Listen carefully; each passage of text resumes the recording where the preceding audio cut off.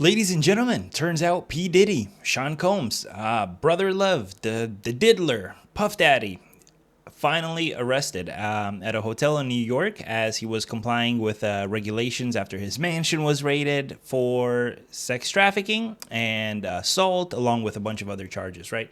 So let's get right into it because this completely seems to be like a scene from a bizarre reality show that you just never seen, right?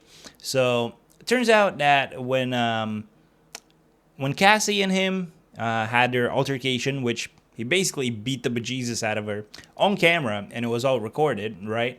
He ended up going public and saying, "Oh man, like I am I am so sorry. Like, yeah, I never expected this to happen. I hopefully it never happens again. So on and so forth. And then he was like crying about the other bullshit that he was doing, other than beating Cassie apparently mercilessly on camera, which is still mind-boggling, right? The fact that this man is 54 and he still acts like a child.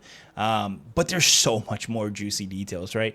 So they ended up raiding this man's mansion in Miami and in LA, and they didn't just find the party favors. Also, did I forget to mention that this man is also now apparently the king of freak-offs? So you might wonder why. Well, so when they raided his house, they found what can only be described as an aftermath of a chaotic warehouse wholesale, right? They found over 1,000 bottles of baby oil and lubricant, along with copious amounts of ketamine, ecstasy, along with other drugs, right? Like, this man turns out that he was getting people to his house, getting them high as a kite, absolutely out of his mind, while furiously, beating his meat, beating the bishop, whatever you want to call it, while people were engaging in party favors at his mansion during those freak-offs, right?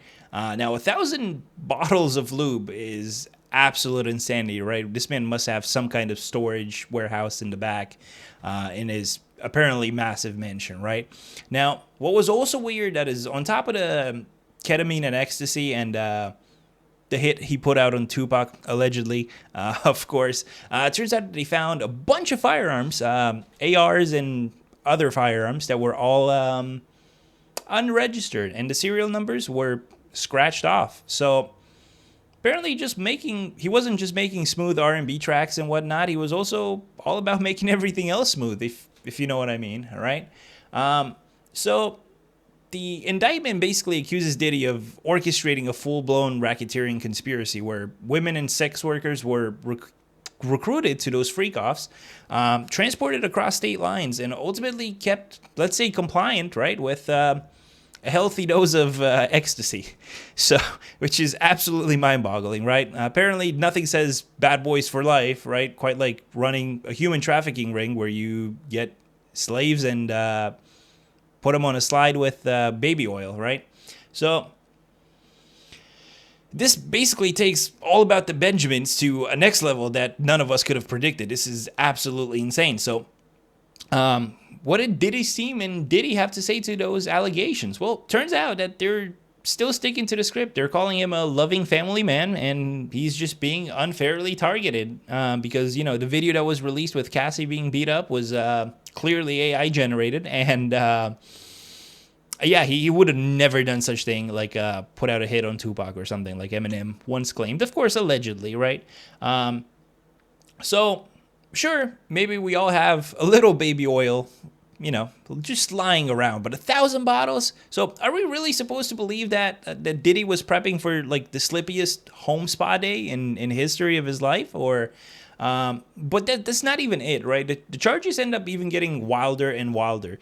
So employees apparently that work for him were tasked with recruiting women and sex workers under, of course, the promise of providing narcotics and making sure that all these freak-offs runs like a twisted factory. So this all, of course, follows years and years of accusations, lawsuits piling up, of Diddy doing dumb shit, right? Like when R. Kelly pissed all over a crowd. Of course, this was, I guess you can call it Diddy's greatest hits, right?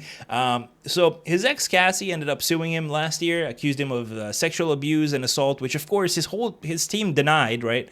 Because again, the camera video was AI generated or something. Clearly, she wasn't, taking the beating of a lifetime like she was at a wrestling game. But apparently, she also said, "Hey man, I was forced into one of those freak offs," which sounded like some deleted scenes from Eyes Wide Shut, right? So while the lawsuit ended up settling quite quickly and him denying the allegations all the time, some other charges didn't end up going away, right? Like Diddy's facing a full federal indictment.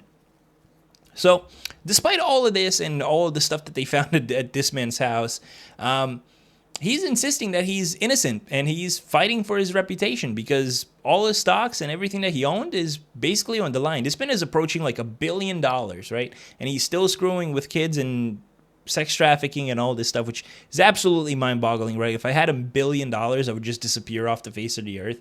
Nobody would ever find me again, right? I would buy some kind of like segregated island and just be gone, right? But this man is still fighting for his reputation despite the raids finding all the drugs and unmarked ARs and enough lubricant to basically stock an entire chain of massage parlors. It's safe to say that this is just another chapter in the Bad Boy saga, right? So it's one of the wildest plot twists yet, but one thing is for sure that Diddy's going to need more than his fancy suits and dancing, 53, 54 years of experience, whatever, to get out of this one, right? He's been all his life a music star, and now all of a sudden turns out that all these famous people end up doing dumb shit, and eventually they get caught. And now it's his turn. So if you like this video, like and sub, and I'll see you for more.